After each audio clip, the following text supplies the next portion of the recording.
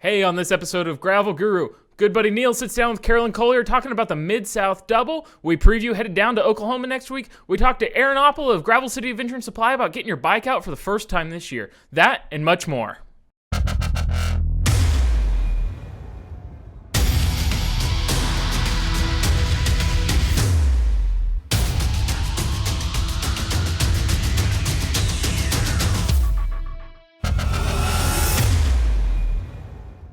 Hey, welcome back to This is Gravel here in Emporia, Kansas. Bobby, Neil, have you guys been up to anything monumental lately? Well, Matt, I've been up to some really monumental things with our high school kids here locally. We are getting ready for race season. We're going to take them out for their first event actually this weekend down in Wichita. Looking forward to that. These kids, let me tell you, they're putting down some monumental miles when they're out there on the bike. I think last Sunday alone, a couple of kids put out 90 miles. Not just the ride with us, but also went out and rode some more. So these kids are awesome. So, yeah, you're headed to Renegades of Gravel? Yeah, Renegades of Gravel down at Rage Against the Chain Ring races. This one was out at Cheney Lake, and looking forward to that. That's the first of their 4 races that they have. And so, yeah, Josh and Mark, good guys down there in Wichita, put that on, and these kids are signed up for all 4, and I think they're going to do some pretty awesome things down there. Yeah, absolutely. How nice is it? You know, you started riding with them, really last year, this group of kids, but in the fall, then you kind of maybe a little bit of a winter lull there for a while. How nice is it to be in at finally an event week with a couple of them? It's pretty awesome. I didn't know when we got going this year how ready they would be for the bike. These kids do cross country, swimming, other sports as well, so they can keep themselves in shape. But, getting back on the bike is still a little bit different. And they've just shocked me how strong they're riding. These kids are ready to get out there. Again, do some pretty awesome things, I think, this year between the Rage races. Those 2 kids specifically that'll be out there at the Rage races are also doing Dirty Kansas 100. We'll probably go up and do Mazy's and do the 53-miler up there again this year. So looking forward to getting out there and racing a lot of events with them. You used the term monumental at the beginning. We'll come back to that in just a second. Okay. Bobby, you were down in Texas and Oklahoma. Can I say I had a monumental weekend? You can absolutely say you had a monumental weekend. I had a monumental weekend. Why don't you tell our audience about your monumental weekend? I went down for the first year event, Renegade Rambler 100. It was a great time. It was a good event. It was a good ride down there. Kind of fun thing about where we rode down in McKinney, Texas, is it wasn't super hilly, so it's a nice day to just be out on the bike and just be out on a good ride. There were a few crashes. Most of them were mine.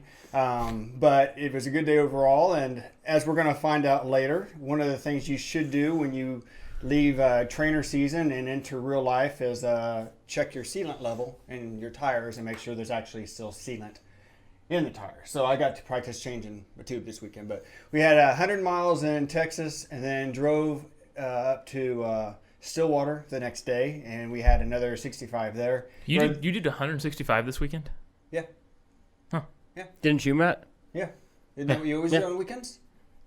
I got the DKXL coming up, so I'm trying to plug as many miles as I can in this week. So it was good. And both days, of course, as luck would have it, we had 20-plus mile wins both days, so I got to ride against the wind both days. So a little extra training. Yeah, that's some pretty good training. We'll come back and we'll talk about after one of our segments later about your 65 in Stillwater area. We'll talk about that a little bit more. Neil, I got to call you out now. This is where I derail the show, and it's back to it's my show, so I can derail it. It is Matt's show.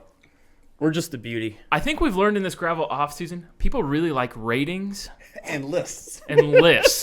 So you have taken it upon yourself, yeah, to make your own list of sorts.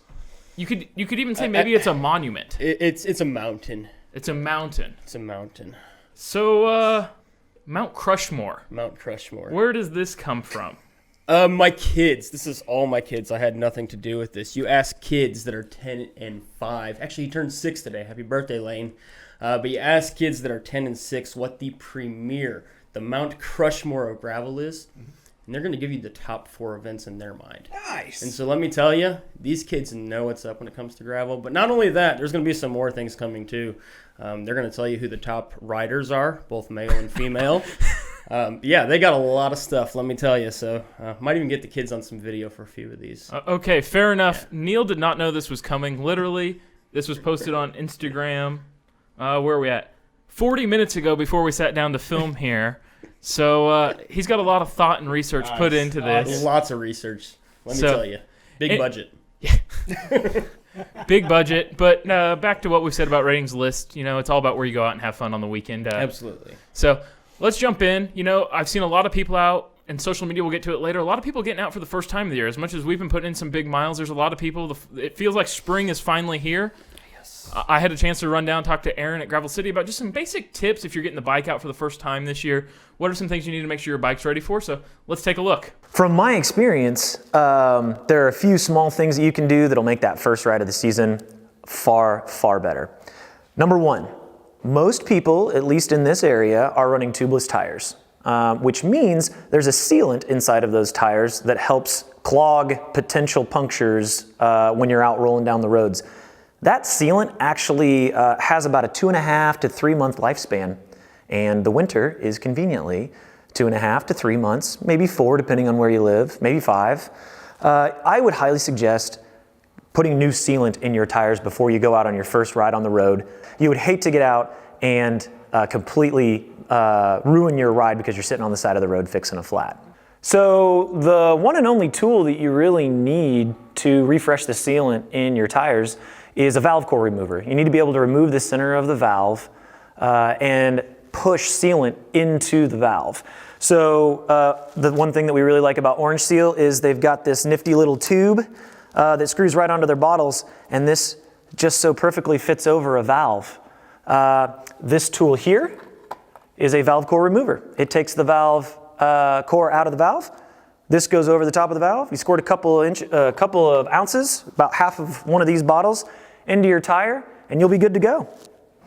Second thing that I would highly suggest, especially in the early part of the season, the lighting when you're getting out, early in the morning, late in the evening.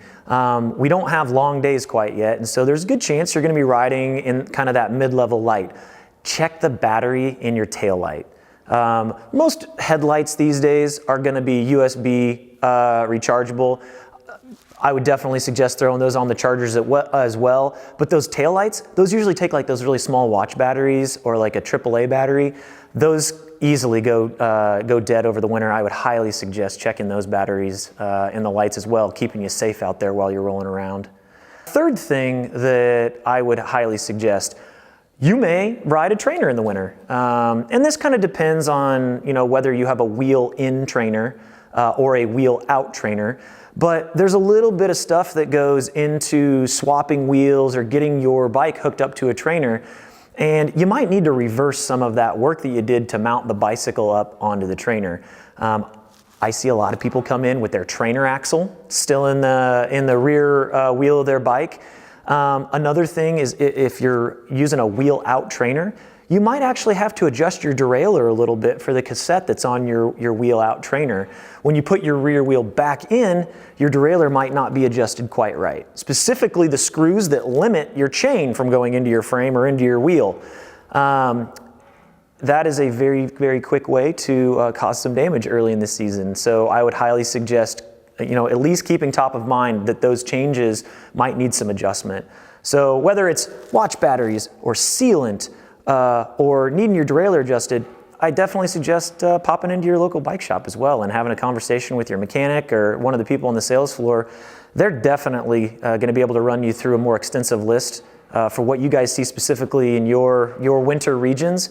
But those are 3 things that I would highly suggest you check out before you get out on your rides this spring. Hey, thanks, Aaron, for those tips. So, Bobby, about sealant.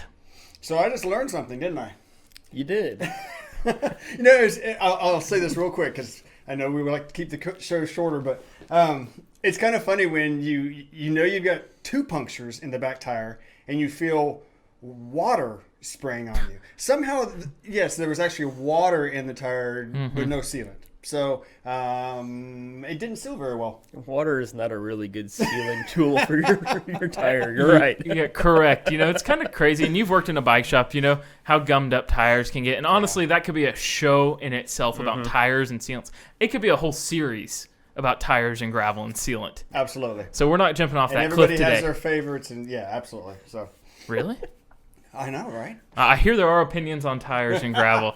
So anyways, what are some other tips? One that we thought of after we filmed that little segment is you know that food that you keep in your top 2 bag or nutrition? It might be time to throw that out and start out with something new this year. I can't believe you just brought that up.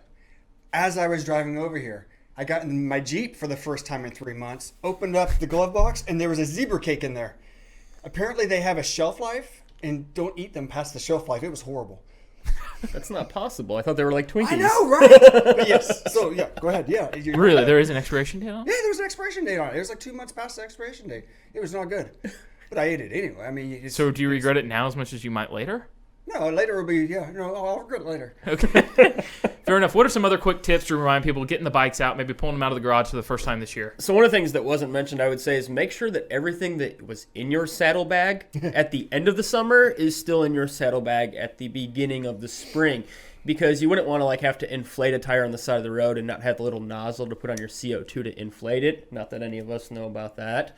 You want to make sure that your tubes that were in there probably aren't punctured, are still good. I know I checked them before we went down to Oklahoma to do the growler, and they were both good. But last year I didn't check them. And when I pulled them out after DK, I'm like, I'll go ahead and check them and see what's in there. One of them had like 6 patches on it.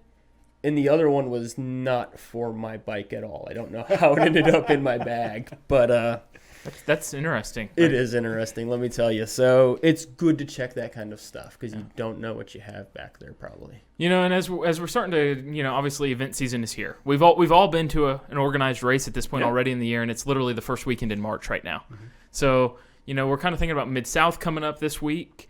My biggest advice, if you're getting the bike ready for something like that, is pack it this weekend. Practice packing the bike, go through your stuff, make sure you know where everything is. Because when you're frantic, if you need something, whether it's a chain link or anything like that, you want to know where it's at. Oh, absolutely. And if you need something mid-race because you do flat, because you didn't put sealant, you need to change a tire, whatever it is, just be calm. You talked about, right there, you mentioned being frantic on the side of the road. Calm down. Reality is probably none of us that are running into those issues are racing for a podium. Calm down. Change it. It'll be okay. You know what I actually did last weekend when I actually had to put the tube in? I looked for a nice, quiet place that was kind of nice to be at. Mm-hmm. It was an old barn area, and I just relaxed. I took everything out of there, because at that point in time, there is no hurry. Yeah, well, and right now, the heat might not be a problem. Yeah. Maybe it's a little cold, so maybe you are looking for that spot in the sunshine to do it. Yeah. If it's worth walking 200 feet, pushing a bike with a flat down to be in the sunshine and stay warm, or vice versa, in the shade in the summertime, just keep calm. It's only going to take you a couple minutes. It might feel like an eternity out there, but, get back on the bike and have fun. Speaking of events this weekend, Neil, you had a chance to sit down and talk the Mid-South Double. I did it on the show finally. I almost called it the wrong thing. But last year you did the Land Run Double. Yes. This year the Mid-South Double. Are you doing it again? This year, no. Definitely not this year. 2021, probably not. No, not doing it again. Yeah. Anyways, but you had a chance to sit down with Carolyn. Carolyn's doing it. They've actually filmed a couple videos. We'll link those in our show. Kind of give us a lead into this interview. Yeah, so I'm just curious what was driving her. I found out really quickly just how undertrained I was compared to other people. She talks about her and Jill and the amount of training that they've put in, and that they are probably a whole lot more ready than I was last year for this. And so it was really good to get to talk to Carolyn, hear her perspective, and I look forward to seeing both her and Jill out there at mile 21 because I'll be running the aid station out there on the 50K. Very cool. Let's take a look at this interview now. Well, Carolyn, it'll be good to talk to you today about the Mid-South Double that you're going to be doing. Let me ask you this question. Why in the world did you decide to go and take on the double after doing just the 50-miler last year? Yeah, well, it was at the 50-miler last year when I really started hearing people talk about the double, and it was pretty intriguing to me because I have a running background and had kind of gotten into gravel cycling when I was rehabbing a running injury. And I hadn't seen an event that had really combined both running and biking before. And, I was kind of curious at that point. And then as the summer went on, I kept thinking about it. And when it was getting closer to sign up decided that would be a pretty fun way to stay in shape through some potentially long winter months. And fortunate enough to have a good friend, Jill, who's pretty easy to convince that this sounded like a good idea. So I recruited a training partner as well. Awesome. It's always nice to have a friend going with you. Now, you mentioned the injury. That's the hip surgery, I'm assuming, that you had to have, that you mentioned in your last video. So did you have any problems, either yourself or I know Jill also mentioned an ankle injury. Did you guys have any problems with that in training for this time around? Right. We're both really pleased with how the training went. My hip surgery was in 2017, so I'm several years out from it, but this was the most running volume I've done since having it. So I was nervous. I wasn't totally sure that I was actually going to be able to get to the 50K start line. But my body's held up really well. I have no hip pain, and I'm in good shape. And Jill's been really lucky too. She actually broke her ankle about a year ago, so she's much more recently off of injury, and her ankle's doing fantastic. Awesome. It's not swollen, so we both made it to the start line seemingly healthy. Awesome. Very good. All right. So leading up to this, again, training question, what was your longest run and your longest ride to get you ready for this double? Yeah. So I did 2 century rides getting ready. And then last weekend, I did an 80-mile ride, no stopping, like just go straight through. So a little bit more race simulation. And then the longest run was 23.5 miles. So it was a long one. Awesome. Sounds like you're ready to go. So let's talk about race day then. Race day is going to be here by the time this airs, probably in about a week. So what are you looking forward to on the 50K, that first day on Friday? Yeah, I've been on part of the 50K course, and it's just beautiful. So I'm really excited to get out there, run on that red dirt, hopefully in some really nice temperatures, a little bit warmer than what we've trained in, so that will be nice. I always think that like the getting to a running event, getting to run the event itself is actually like the real celebration, right? Like that's the party that you made it to. So try to have fun that day and, just get mentally prepared for those last miles, which even on a great day are going to be a grind. I'll say, I saw in your last video that you got to sneak peek the course a little bit. What do you think about the course? It's pretty hilly. I know they're especially pretty much from mile 5 all the way through about mile 25. So what are you thinking about the course there that you have to run? Yeah, it's pretty unrelenting. I think it's about 2,800 feet of elevation gain.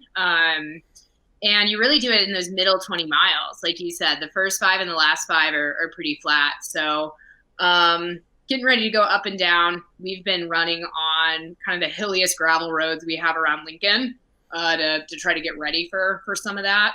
And my thought is that at least after the marathon distance, it should be no more massive climbs. Because I've never run past a marathon, so that's new territory for me. Okay, awesome. All right, so after obviously you finish the 50K, you're going to get that first Bobby Wintle hug at the finish line. Then it comes into recovery mode because you've got to get ready for 100 miles on the bike on Saturday. So what is your recovery plan between these two events?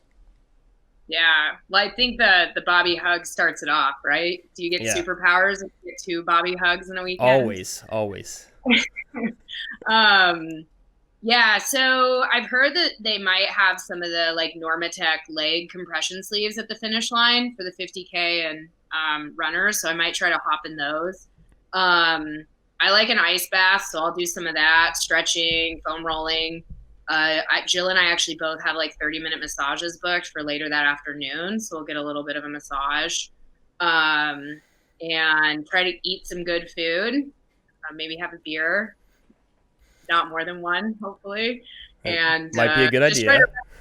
It's going to be hard because we have a lot of friends from Lincoln coming down, and they've been so supportive of Jill and I. They're going to be there that day, and I think a lot of them are going to want to be celebrating, and we'll probably be wanting to take a nap. I was going to say, take the nap, get the rest. Just speaking from experience, last year it was like I finished that 50K and there was a huge celebration. A lot of folks from Emporia were there. and I followed it up with like a big, huge cheeseburger and like 4 Cokes, which I haven't drank Coke in forever. It was a bad idea. So make sure this recovery plan that you're talking about right now, stick to it.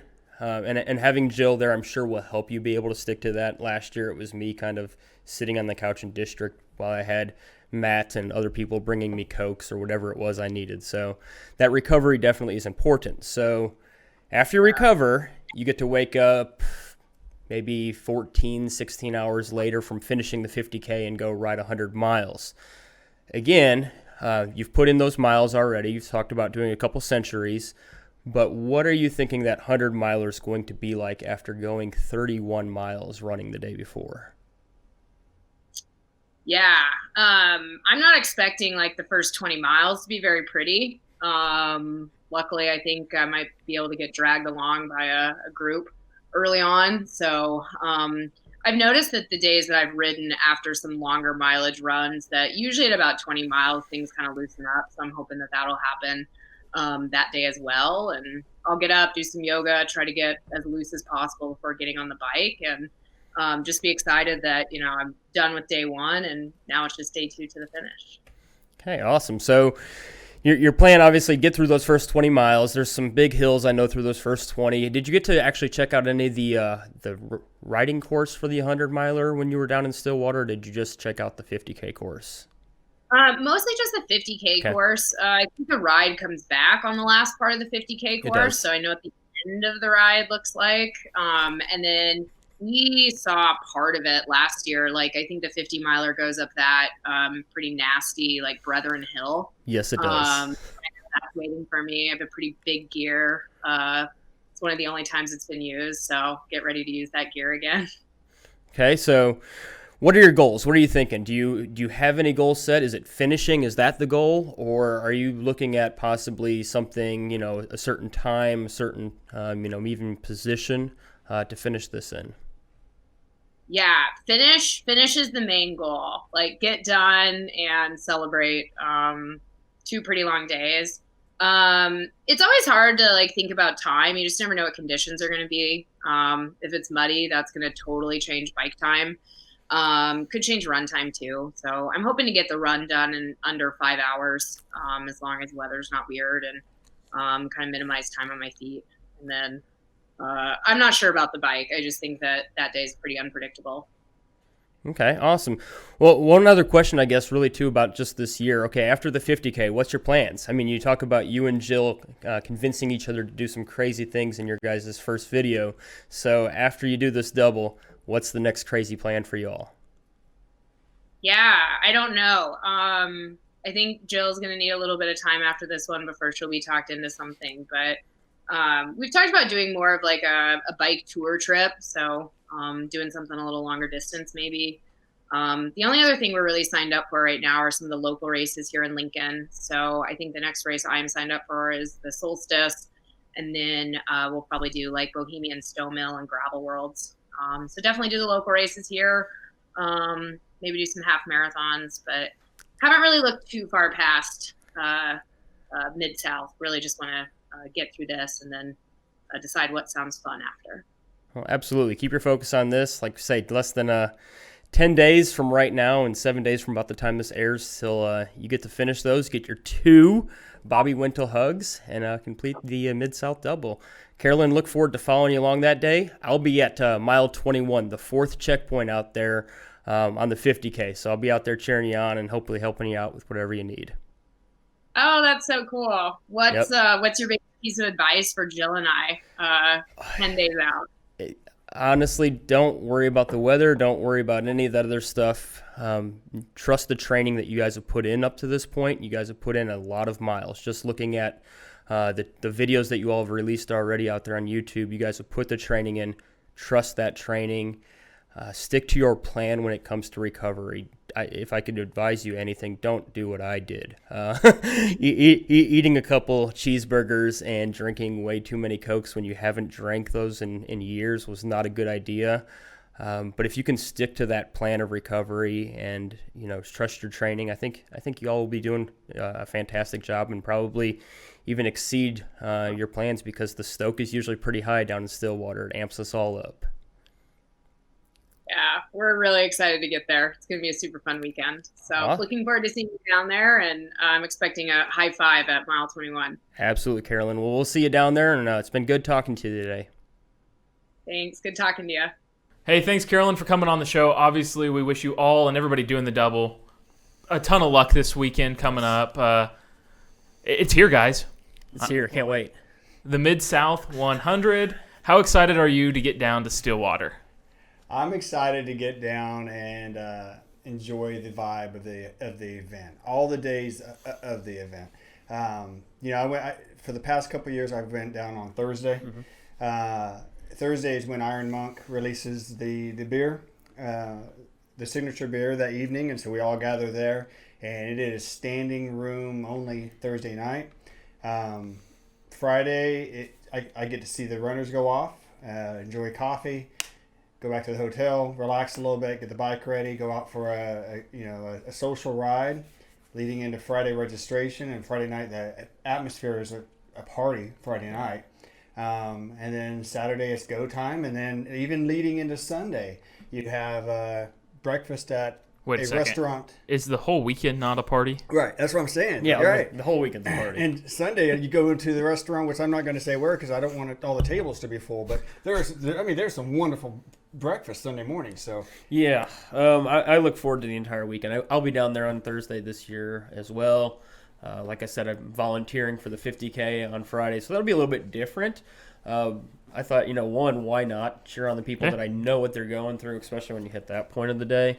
Mile 21's pretty rough, but then also, too, if anybody volunteered, it was a guarantee entry for next year, so I don't have to wake up early. I don't have to worry about if I'm racing that weekend. I've seen a lot of out about anything. I've seen a handful of races move to that model where registration's thing. Show up, help out a little bit, and you're guaranteed a spot next year. That couple hours is probably really peace of mind when it comes to that. Absolutely. And so after, we get our last runner through, it'll be coming back downtown. He'll be having a good time, seeing everybody that I haven't seen probably at least since DK, if not since last year's land run. And then Saturday, I'll be honest with you, part of me doesn't want to go fast at all. I really do just want to enjoy like a 10-hour slog on the bike, hang out, just have a good time with friends, see people, meet people, stop at all the little fun stations out there along the way.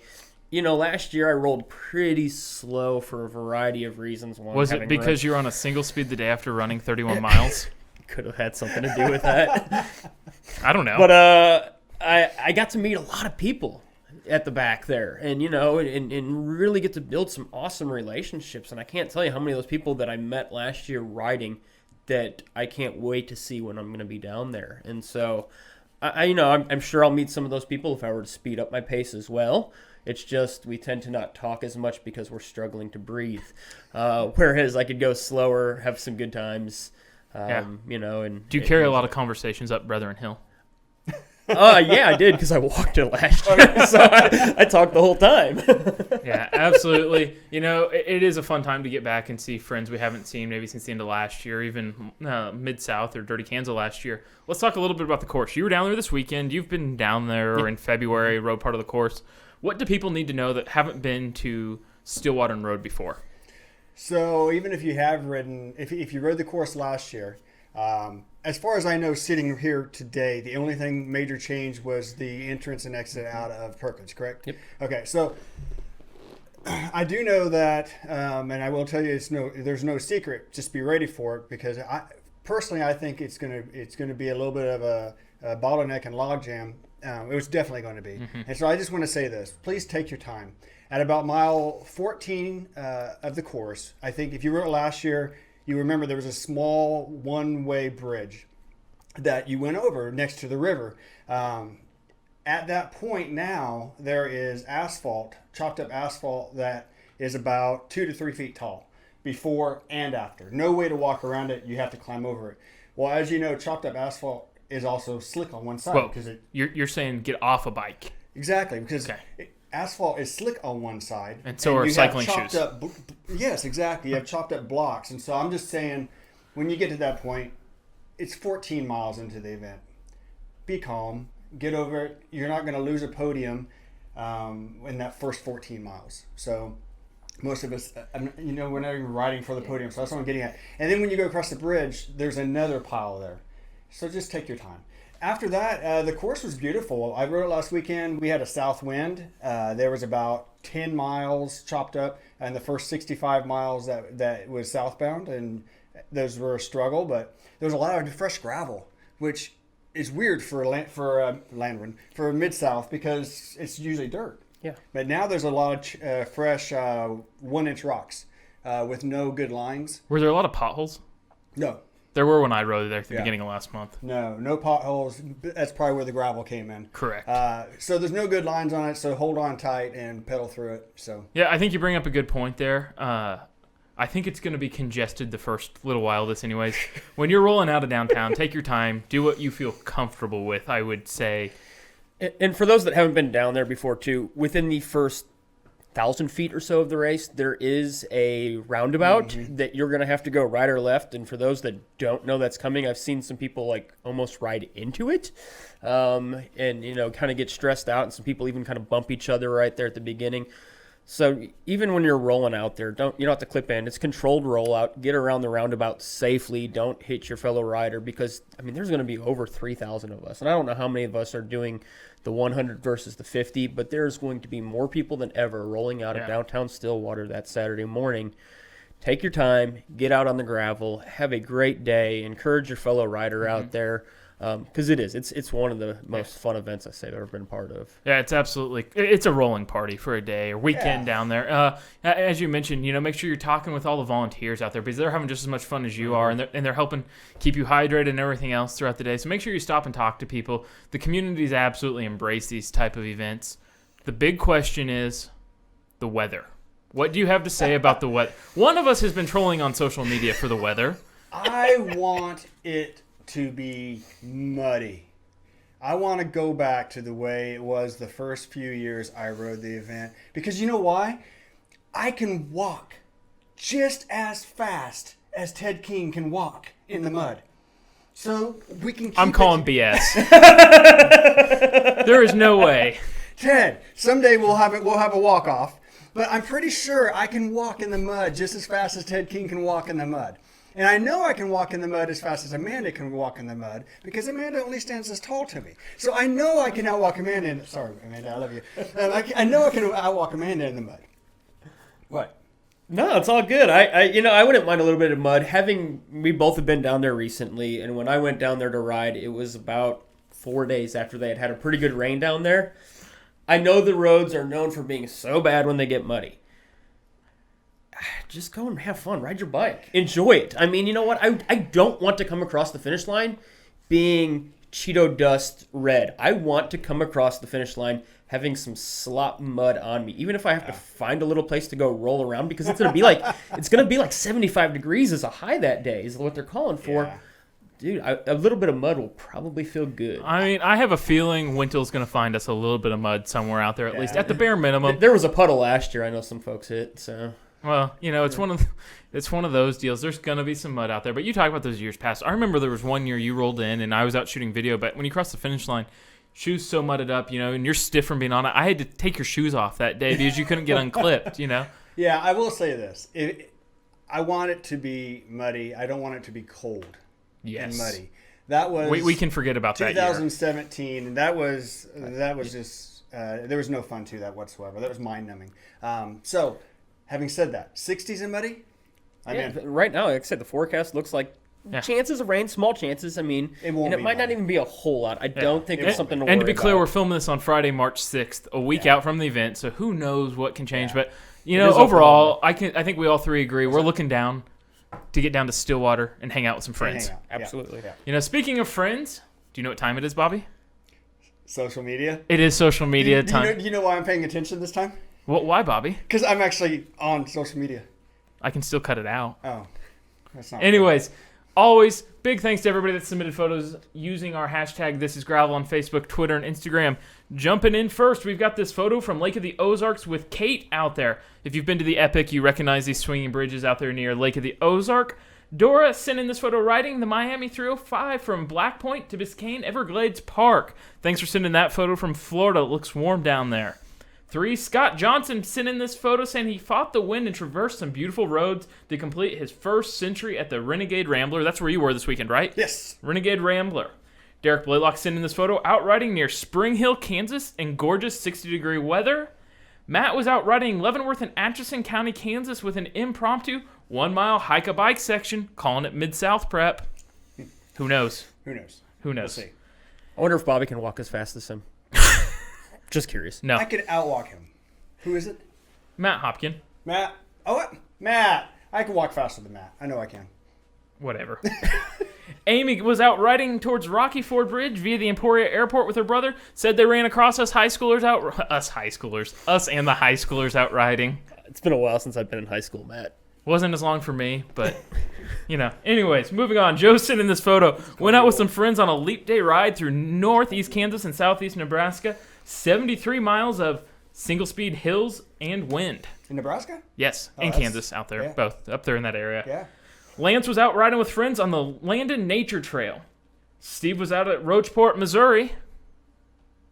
Cassie Krotz was riding the Flint Hills Nature Trail. We got a lot of rails to trails type stuff going on. Absolutely love getting out there where you don't have to worry about traffic. Do you know how nice it is to get out there and ride without traffic? Absolutely.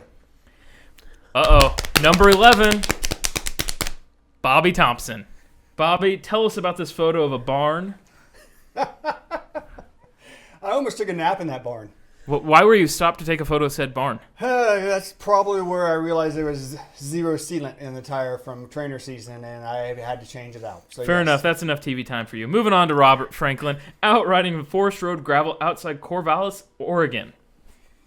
Brian Johnson was testing the new rig in Warren County, Iowa, and happened to find a couch out there. Hashtag chase the chase. Wait, how long was the couch sitting out there before he sat on it? I don't know. It's been there a while. Yeah. It's been there a while. Danny Stoltz was out riding near Basel, Switzerland.